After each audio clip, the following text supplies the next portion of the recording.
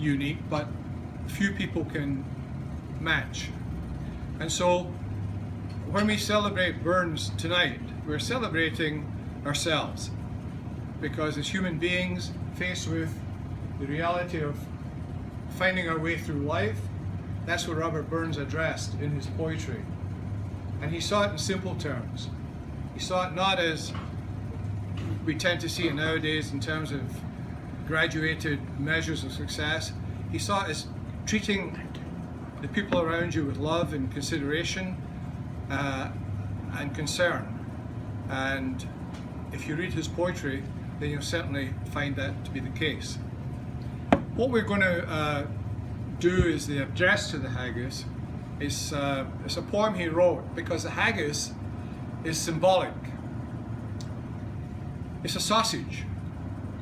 And in the time of Burns, the land was owned by people who inherited it 6 generations ago because their great-great-great-great-great-great-grandfather managed not to be killed in some battle and was therefore given some lands and rights and all the rest of it. And so the animals that were on that estate, all the good stuff went to the big house on the hill, and the other stuff, what we call in Scotland the lights, the heart, the liver, the intestines, all the other stuff.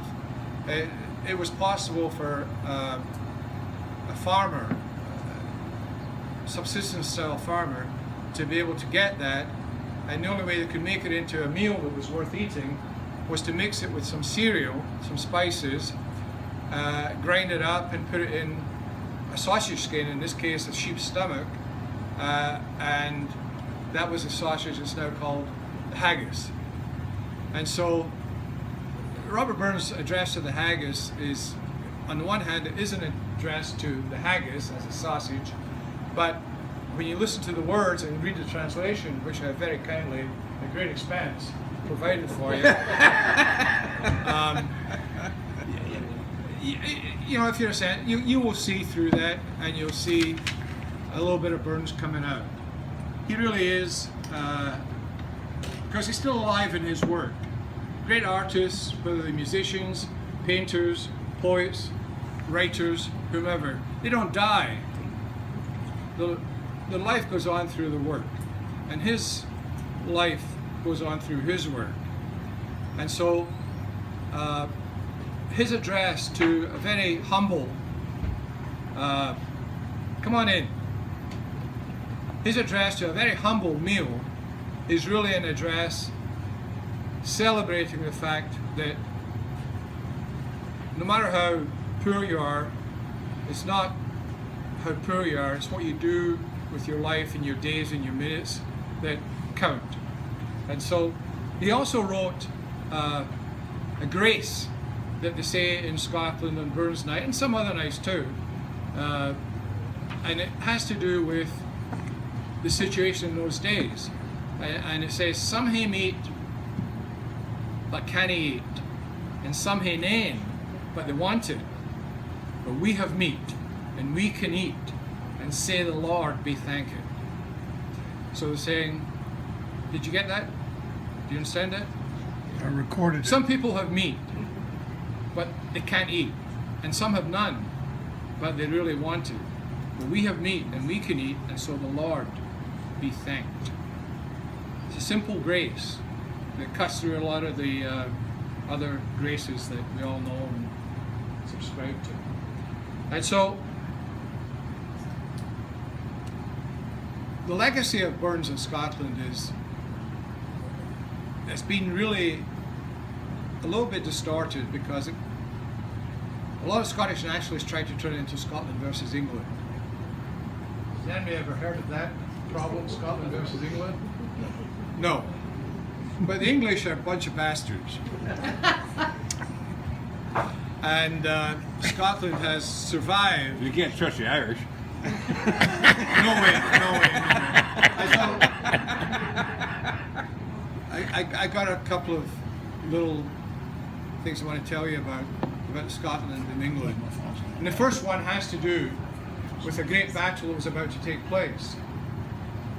And both the Scottish king and the English king decided that it might not be so smart to have a great battle in which hundreds and hundreds of people died.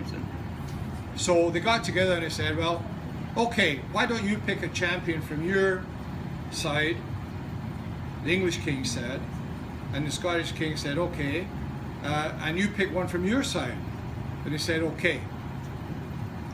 So they're both pretty suspicious people. So this great gully between where the two armies were.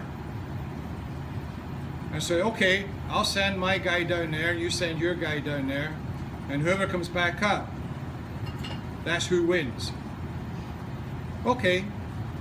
But just as they were about to go down, as this fog descended and the whole thing became so misty, and so as the engagement took place, you could hear metal hitting metal and all sorts of shit. And the English king turned to his buddy and he said, send another 100 guys down there. We don't want to lose this. So he did. He sent 100 other knights down into the gully against this lone Scottish guy. And there's this terrible noise, people screaming and dying and all the rest of it. And after about an hour, this guy came back up to the English king. He said, those lying bastards. The king said, what do you mean? He said, there were two of them.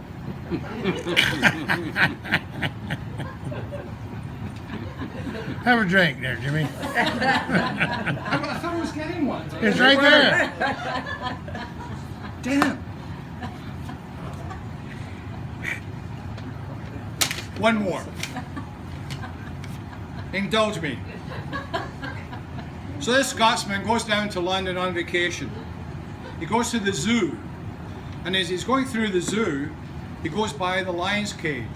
And as he goes by, the lion reaches out and grabs this little girl and pulls her against the bars. She's screaming. Everybody's panicking. But the Scots guy, Andrew, runs up there, smacks the lion as hard as he can, who drops the girl, he picks her up, takes her back to her parents. Everybody's delighted. And there's a reporter there in the London Zoo, and he comes over and he says, that was the most gallant thing I've ever seen in my life. I'm a reporter, can I interview you?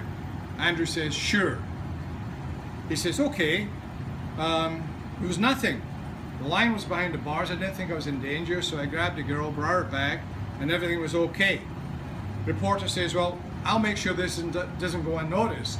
Who are you? Where do you come from? So Andrew says, well, I'm from Scotland. He said, what are you doing in Scotland? Well, I work for the Scottish National Party, and I'm down here for a big meeting. I play the bagpipes, and I'm just happy to be here and being able to help. Next day, the London Times. Right-wing Scottish nationalist terrorist assaults African immigrant and steals his lunch. I mean, I tell you, that's what we're up against. Bravo!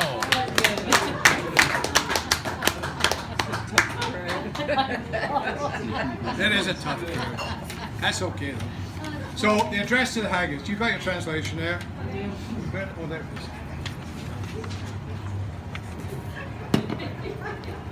is. So this is a very small haggis. In Scotland, for a burnt supper, a haggis would be about the size of Dean's head there. Holy! Not that smart. Your head is full of haggis. Those who are interested, this is called the skean do. It's called the black knife. Are you really serious, Jimmy? Is that big normally? Not my head. No, they are. Haggises are usually about a foot long, 8 or 9 inches wide, 8 or 9 inches high. They're big. Those are for ceremonies, for occasions. A family haggis would be this size. So, put that there just so I don't get mixed up. Are you recording this? Mm-hmm. Did you talk to my agent? No. Okay. Can we record this? Okay, we're So good. warm, good. The royalties are So- crazy though. Fair fire on his sonsy face, great chieftain of the puddin' race. Aboon them all you take your place, pains triper firm. Wheeler you worthy of the grace, as long as my arm. The groaning trench you there you fill, your hurries like a distant hill. Your pin would help to mend the mill in time of need.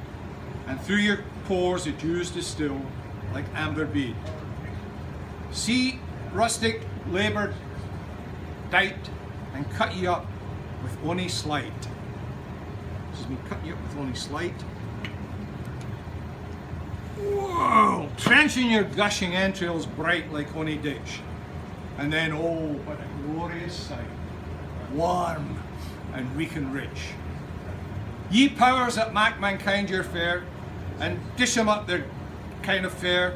All Scotland wants nae skinking ware that jouts and luggies. But if you want their grateful prayer, gie her the haggis. Thank you. Bravo! Cheers! That smells great. It's gonna be good. Thank you, Jimmy. Cheers, everyone. Cheers.